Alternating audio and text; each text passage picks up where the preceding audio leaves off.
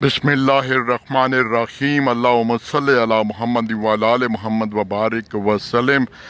इससे पहले कि मैं अपनी कावश का जिक्र करूँ, खुदा से रियाकारी से पनाह मांगता हूँ, लेकिन अवाम लोगों ये सुनिएगा, ये ऐसा मुल्क है कि जहाँ पर आपकी दरख्वास्त अगर आपने पीछा ना किया तो वो दब जाएगी, आपकी कोई फ़ाइल आपका पीछा ना किया तो वो फ़ाइलों में दब जाएगी और आपको पीछा करना पड़ता है। तो यहाँ पर आया हूँ रेलकार के गुजरखान में स्टॉप के हवाले से अप टू डेट लेने के लिए।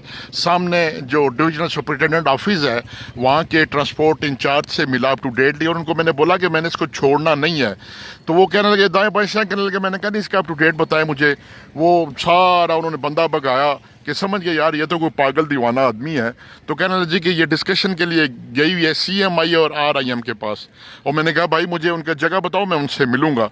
तो ये शायद इनको पता नहीं है कि इनका किस पागल से वास्ता पड़ गया है। तो मैं तो इंशाल्लाह उनको 5-6 ऑप्शन बता के आया हूँ कि मैं इसके लिए क्या क्या ऑप्शन है मेरे पास से।